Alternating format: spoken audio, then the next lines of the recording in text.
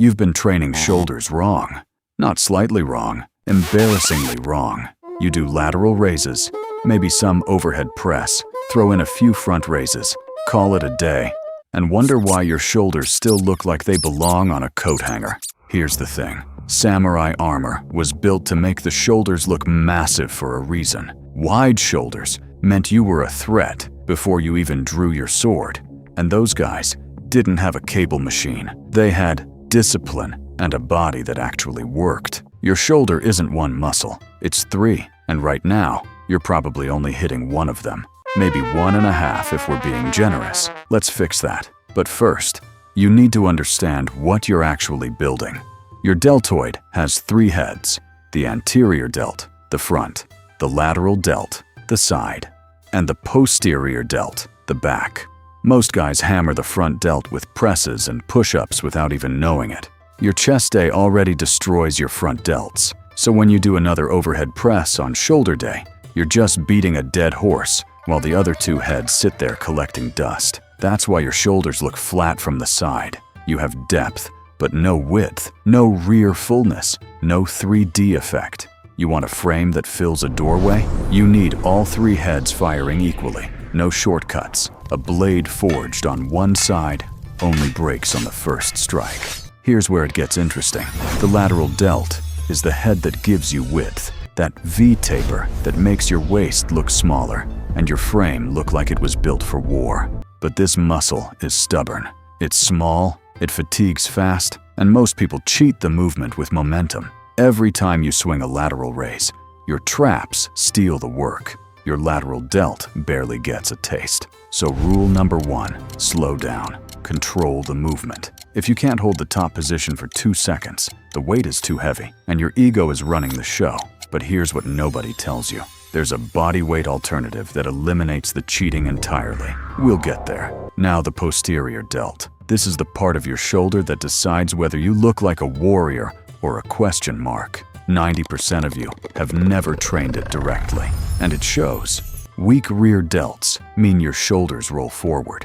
Your posture collapses. You look like you're permanently bowing to someone who didn't earn it. Without rear delt strength, you'll always look hunched, no matter how big your front delts get. It's like building a castle with no back wall. Looks great from the front. Walk around and it's a disaster. So how do we actually build all 3 without stepping inside a gym? Exercise 1. Pike push-ups. This is your overhead press replacement. Hands on the floor, hips high, body forming an inverted V. Lower your head toward the ground between your hands, then press back up. This hammers the anterior and lateral delt without touching a barbell. 3 sets of 8 to 12 reps. If this feels easy, elevate your feet on a chair or a step. The higher your feet, the more vertical the press, the more your delts burn. Once you own 12 reps, feet elevated with clean form, you've earned the next progression, but not today. Exercise 2. Lateral Y raises on the floor. Lie face down. Arms extended in front of you at a slight angle forming a Y shape. Lift your arms off the ground as high as you can. Hold for 2 seconds at the top. Lower slowly. This isolates the lateral delt with 0 momentum and 0 trap compensation. Your ego can't cheat gravity when you're lying on your face. 3 sets of 15 to 20 reps. It looks like nothing until rep 8, when your shoulders start begging for mercy. That's when the real training begins. Exercise 3. Reverse snow angels. Stay face down, arms at your sides, palms facing up. Sweep your arms in an arc from your hips all the way overhead, then back down. 1 full sweep is 1 rep. This destroys the posterior delt and recruits your lower traps and rhomboids. Your posture will start correcting itself within 2 weeks. 3 sets of 10 to 12 reps. Slow and controlled. If your arms touch the ground during the arc, you're coasting. Keep tension the entire sweep. Every inch of that arc is earned, not given.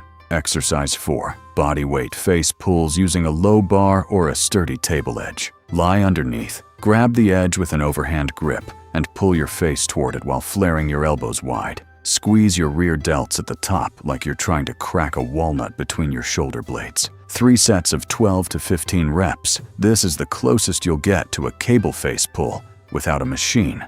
And it works better because you can't hide behind a light pin stack pretending you're training. Now here's the part everyone ignores: frequency. Your shoulders recover faster than your chest or back because the muscle groups are smaller. Hitting them twice a week is the minimum, 3 times if you're serious about building something worth looking at. But keep the volume moderate per session. 9 to 12 total sets spread across the week. Don't destroy them in one session and then disappear for 6 days. That's not discipline, that's a weekly event. Here's your structure. Day 1, pike push-ups and lateral Y raises. Day 3, reverse snow angels and bodyweight face pulls. Day 5. Repeat day 1 with added reps or elevated progression. Each head gets direct work across the week without overlap burnout.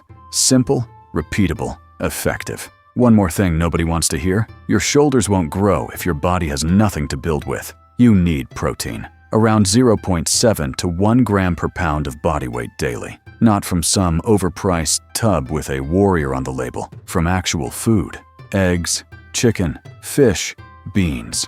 The muscle doesn't care about your supplement brand. It cares about amino acids and consistency. A Ronin didn't train for applause. He trained because a weak body meant a short life. Your shoulders carry everything: your frame, your posture, your presence. Stop neglecting 2/3 of the muscle. Train all 3 heads. Train them often. Train them with control. The armor isn't worn, it's built. Forge yours.